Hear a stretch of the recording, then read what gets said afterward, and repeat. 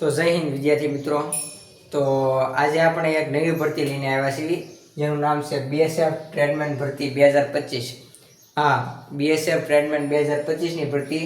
અને આપેલા જે ભરતી હતી એ 2023 માં આવી હતી ને અત્યારે 2025 માં આવી છે બીએસએફ ટ્રેડમેન ભરતી। અને આમાં જો આપણે વાત કરીએ તો સૌપ્રથમ ફિઝિકલ હોય છે, ત્યારબાદ સીબીટી એક્ઝામિનેશન હોય છે, ત્યારબાદ એનો સિલેબસ, ડોક્યુમેન્ટ ક્યાં ક્યાં જોવે એ બધી આ વિડીયોમાં જ વાત કરવાના છીએ। તો સૌપ્રથમ આપણે વાત કરીએ તો ઉંમરની।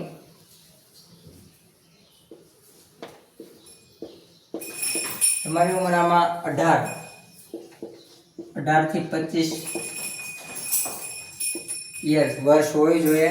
એટલે કે વાત કરીએ એસસી, એસટી, ઓબીસી તો એસસી અને એસટી વાળાને 5 વર્ષનું રિલેક્સેશન છે અને ઓબીસી વાળાને 3 વર્ષનું। એટલે કે જો ઓબીસી વાળા 18 થી 28 વર્ષ અને એસસી એસટી વાળાને 18 થી 30 વર્ષ સુધી એક્ઝામ આપી શકે છે।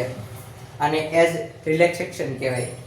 અને બીજી વાત કરીએ આપણે તો એજ્યુકેશન ક્વોલિફિકેશનની વાત કરીએ તો આ ભરતી બેસિકલી ટ્રેડમેનની હોય છે કે ટ્રેડમેન વેકેન્સીમાં ઘણા બધા કામ આવે છે, જેમ કે કાર્પેન્ટર, પછી પેન્ટર, પછી મોચી, વાણંદ, બાર્બર એવું બધું અલગ અલગ પ્રકારની ભરતી છે। એની વાત કરીએ આપણે તો સૌપ્રથમ આપણે ઉંમર લાયકાત વિશે તો તમને ખબર પડી ગઈ। હવે આપણે વાત કરીએ એજ્યુકેશન ક્વોલિફિકેશનની।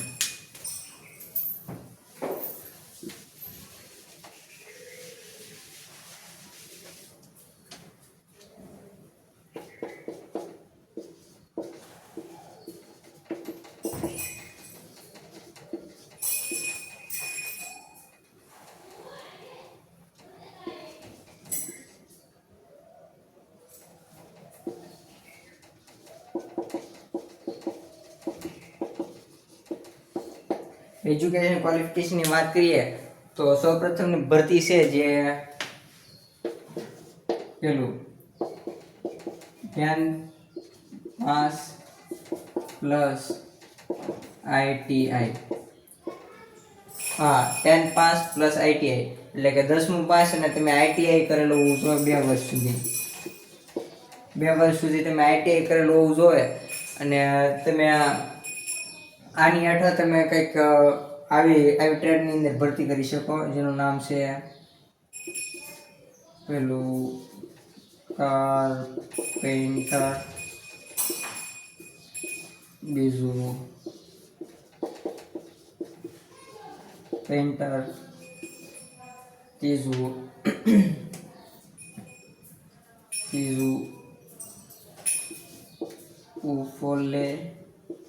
ઉફોલેસ્ટર, ચોથું વાત કરીએ આપણે તો electrician,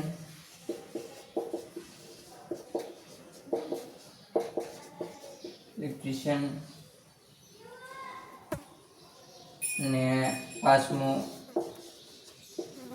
pump operator. Carpenter, painter, upholsterer, electrician અને પંપ ઓપરેટર આ બધી ટ્રેડ છે જેની અંદર 10 પાસ પ્લસ આઈટીઆઈ અને આઈટીઆઈ 2 વર્ષ સુધી કરેલું હોવું જોઈએ અને કામનો અનુભવ હોવો જોઈએ। ને બીજી વાત કરીએ તો ફક્ત ને ફક્ત 10 પાસ ઉપર છે। 10 પાસ ઉપર આપણે જોઈએ તો 10 પાસ ઉપરમાં છે પેલું તો આપણે શું કહેવાય, જોઈને કહું તમને,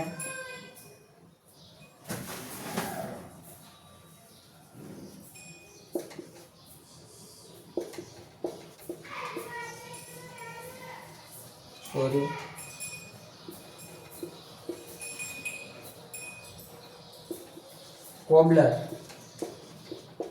એટલે કે મોચી, બીજું ટેલર,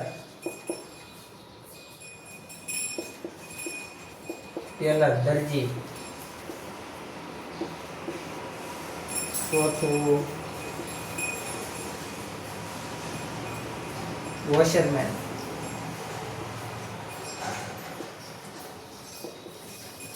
હોબી, પાંચમું ત્રીજું, ચોથું બાર્બર,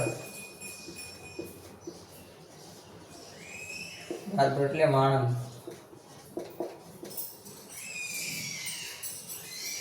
આ 4 કામ છે જેનું ટ્રેડ કહેવાય. તેમાં ફક્ત ને ફક્ત 10 પાસ જ જોહે અને તમારે પ્લસ એક ડેમો દેવાનો રહેશે. જેમ કે તમે મોચીમાં ભર્યું હોય, દરીમાં ભર્યું હોય, ધોબીમાં ભર્યું હોય, વાણંદમાં ભર્યું હોય, તો તમને એ કામનો એક ટેસ્ટ લેવામાં આવશે કે તમને આ કામ આવડે છે કે નહીં. આની અંદર કોઈ પણ સર્ટિફિકેટ નહીં જોવે, તમને કામ આવડવું જોઈએ મતલબ એમ. તો ત્રીજા ટ્રેડની વાત કરીએ આપણે તો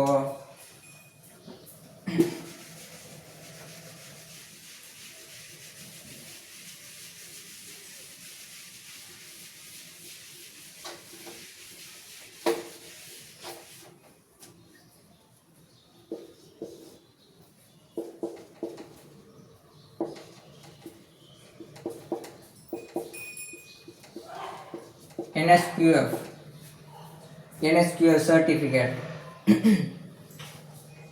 હવે તમે વિચારશો કે NSQF સર્ટિફિકેટ શું છે? તો NSQF સર્ટિફિકેટ વિશે વાત આપણે જો તમે કહેશો તો આપણે બીજા વિડીયોમાં કરશું. તમારે 10 પાસ પ્લસ NSQF સર્ટિફિકેટ હોય તો તમે કુક, પછી વેઇટર, પછી કુક છે, વેઇટર છે અને એક બસ આવા પ્રકારની હોય ટ્રેડ, એની અંદર ભરી શકો ટ્રેડ. બીજી વાત કરીએ તો સૌપ્રથમ આની ક્વોલિફિકેશન શું? તો તમારે 10 પાસ અને NSQF સર્ટિફિકેટ હોય જે લેવલ ફર્સ્ટ લેવલનું હોવું જોઈએ.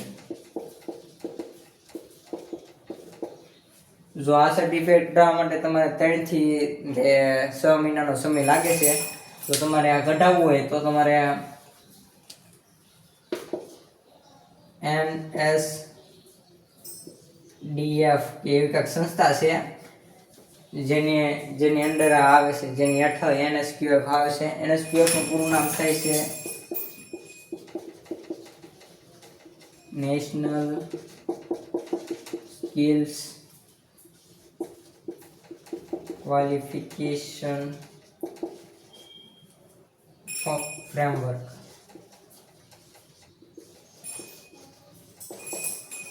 હવે એનું ફૂલ ફોર્મ થાય છે. આ સર્ટિફિકેટ વિશે તમારે આખો વિડીયો જોતો હોય તો તમે કમેન્ટ કરજો, તો આપણે આ સર્ટિફિકેટ વિશે પણ બધાની ક્વેરી પૂરી કરી નાખશું. જો બીજી વાત કરીએ આની સિલેક્શન પ્રોસેસની, તો સૌપ્રથમ તમારે પહેલાં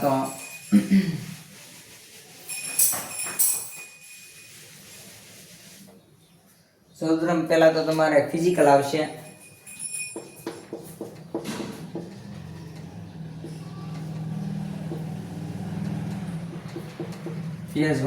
ફેઝ 1 એટલે કે તબક્કો 1.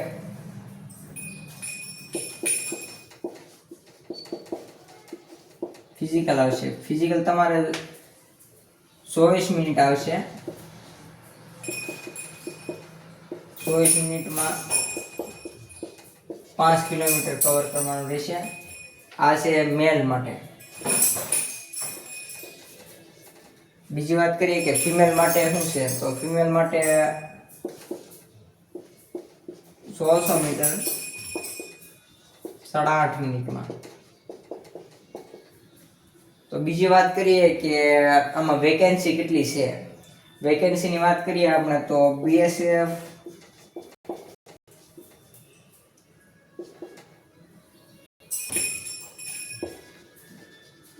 ટ્રેડમેન 2025માં વેકેન્સી આ વખતે ઘણી બધી આવી છે.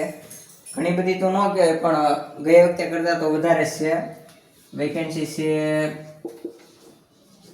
3588 જેટલી વેકેન્સી છે, જેમાંથી મેલ માટે છે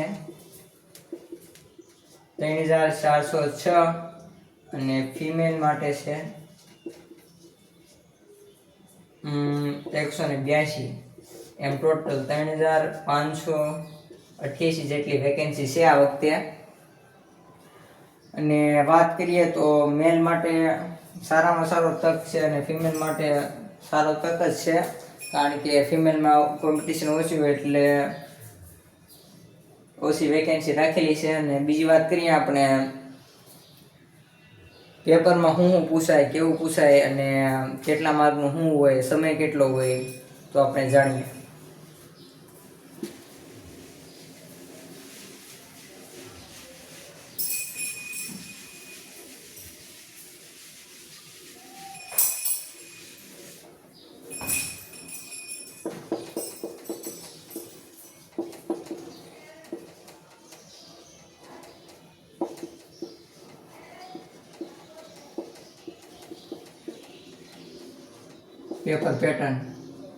પેપર પેટર્નની વાત કરીએ તો આપણે સીબીટી જ રહેશે, કોમ્પ્યુટર બેઝ એક્ઝામિનેશન.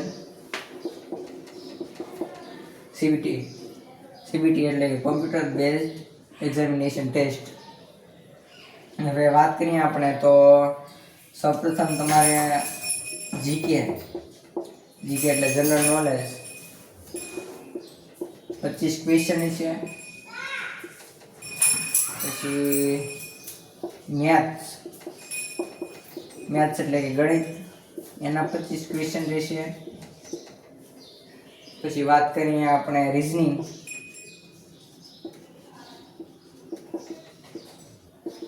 એના 25 ક્વેશ્ચન રહે. અને વાત કરીએ આપણે હિન્દી પ્લસ ઇંગ્લિશ, એના પણ 25 ક્વેશ્ચન રહેશે. અને ટોટલ તમારે 100 પ્રશ્ન રહેશે. અને સમયની મર્યાદાની વાત કરીએ આપણે તો સમય 120 મિનિટ એટલે કે પૂરેપૂરી 2 કલાક. 2 કલાકનો સમય રહેશે. અને ફોર્મ ભરવાની છેલ્લી તારીખ 23 ઓગસ્ટ એટલે કે 2025 રહેશે. અને જે ફોર્મ ભરવા શરૂ થયા છે આપણે 25/7/2025, તો મહિના દીમાં થોડોક 2 દી ઓછા એટલે કે 28 દી જેવો સમય આપ્યો છે તમને ફોર્મ ભરવા માટે. એક સારી ઓપોર્ચ્યુનિટી છે. જો તમને આ વિડીયો સારો લાગ્યો હોય ને ઇન્ફોર્મેટિવ લાગ્યો હોય, જો કાંઈ ભૂલચૂક થઈ હોય તો માફ કરી દેજો સ્પેલિંગમાં, અને એવું બધું હોય તો માફ કરજો. જો તમને આ વિડીયો સરસ લાગ્યો હોય, સારો લાગ્યો હોય તો લાઈક કરજો, શેર કરજો અને સબસ્ક્રાઈબ કરજો. તો બધાને જય હિન્દ.